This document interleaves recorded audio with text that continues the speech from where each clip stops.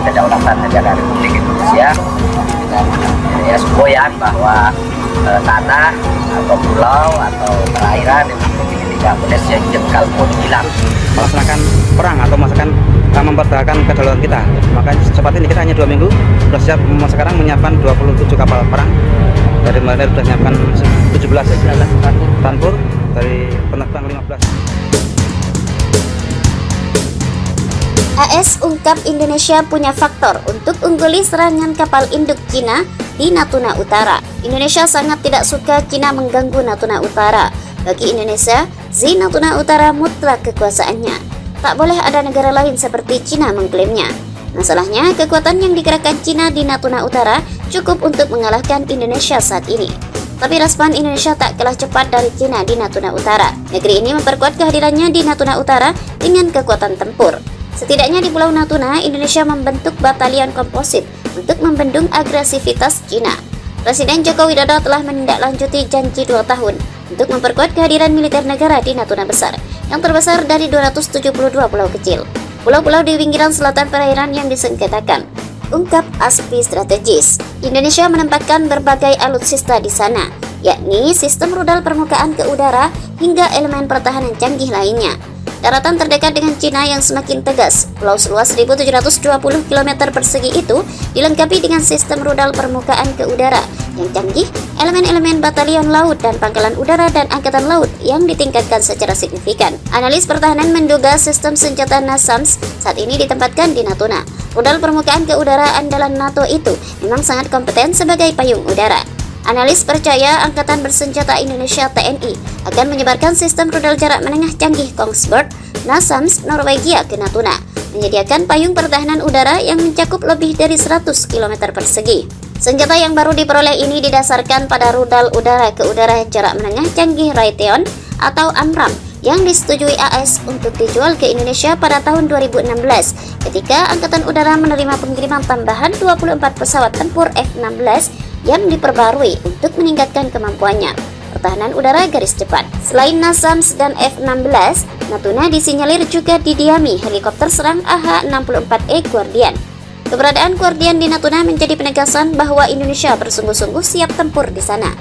Natuna Besar juga dapat menjadi pangkalan untuk beberapa dari 8 helikopter serang AH-64E Apache baru yang dijual ke Indonesia karena dianggap kuat berperan dalam menjaga arus bebas pelayaran melalui Selat Malaka dan Sunda.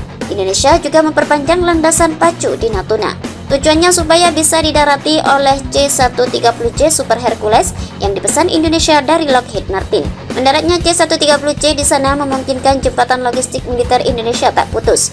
Pemerintah berencana untuk memperpanjang landasan pacu pulau sepanjang 2.500 meter dan membangun lebih banyak hanggar dan meningkatkan fasilitas pengisian bahan bakar, mungkin siap untuk usulan pembelian pesawat kargo C-130J Super Hercules yang dapat dikonfigurasi untuk patroli maritim yang berkepanjangan. Jelas ASPI, unsur udara dinilai sudah tepat menjaga Natuna, namun Indonesia tak melupakan komponen laut. Setidaknya patroli kapal perang dan penjaga pantai Indonesia kerap warawiri di Natuna Utara. Angkatan Laut Indonesia telah mengambil alih sebagian besar patroli di Laut Natuna Utara sejak munculnya insiden pada tahun 2016. Tetapi para analis mengatakan akan membutuhkan beberapa tahun bagi Natuna Besar untuk berkembang menjadi pangkalan yang lengkap dengan persediaan bahan bakar yang diperlukan untuk meningkatkan jangkauan efektivitas operasi Angkatan Laut. Berbagai persiapan Indonesia di Natuna menarik perhatian AS. AS yang mendukung Indonesia mempertahankan Natuna Utara dari agresi maritim Cina mengungkap Jakarta punya faktor mengungguli kekuatan tempur Beijing di sana, yakni suplai logistik yang lebih dekat dibanding Cina. Indonesia lebih mempunyai jalur suplai logistik pendek untuk tetap memberi dukungan ke Natuna Utara. Sedangkan pangkalan terdekat Cina yang mampu menyediakan logistik berjarak 1.800 km dari Natuna Utara membuatnya kesulitan memenuhi logistik tentaranya. Laut Natuna berjarak lebih dari 1.800 km dari pangkalan tersebut dan butuh beberapa hari bagi kapal perang PLA Navy atau PLAN untuk mencapai perairan Indonesia. PLA hanya memiliki 13 tanker pengisian bahan bakar udara, 16 pesawat sistem peringatan dini lintas udara atau AWACS, dan 2 kapal induk dengan 24 pesawat tempur, yang berarti Cina akan berjuang untuk mempertahankan serangan pada jarak itu. Ringkasnya, pasukan keamanan Indonesia memiliki keunggulan dekat di dalam negeri dibandingkan rekan-rekan mereka dari Cina.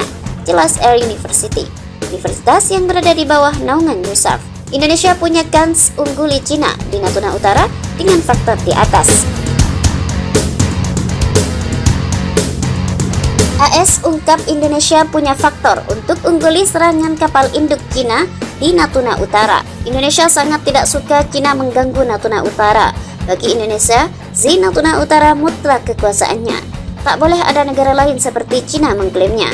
Masalahnya, kekuatan yang digerakkan Cina di Natuna Utara cukup untuk mengalahkan Indonesia saat ini. Tapi respon Indonesia tak kalah cepat dari Cina di Natuna Utara. Negeri ini memperkuat kehadirannya di Natuna Utara dengan kekuatan tempur.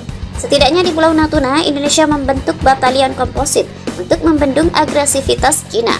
Presiden Joko Widodo telah menindaklanjuti janji 2 tahun untuk memperkuat kehadiran militer negara di Natuna Besar, yang terbesar dari 272 pulau kecil. Pulau-pulau di pinggiran selatan perairan yang disengketakan. Ungkap ASPI strategis. Indonesia menempatkan berbagai alutsista di sana, yakni sistem rudal permukaan ke udara hingga elemen pertahanan canggih lainnya. Daratan terdekat dengan Cina yang semakin tegas, pulau seluas 1.720 km persegi itu dilengkapi dengan sistem rudal permukaan ke udara yang canggih, elemen-elemen batalion laut dan pangkalan udara dan angkatan laut yang ditingkatkan secara signifikan. Analis pertahanan menduga sistem senjata NASAMS saat ini ditempatkan di Natuna. Rudal permukaan ke udara andalan NATO itu memang sangat kompeten sebagai payung udara. Analis percaya Angkatan Bersenjata Indonesia TNI akan menyebarkan sistem rudal jarak menengah canggih Kongsberg NASAMS Norwegia ke Natuna, menyediakan payung pertahanan udara yang mencakup lebih dari 100 km persegi.